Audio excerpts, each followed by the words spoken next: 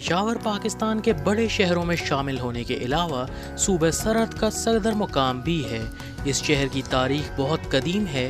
اس شہر کی فوجی اہمیت سے کسی کو انکار نہیں، جبکہ سیاسی حیثیت بھی اپنی جگہ مسلمہ ہے۔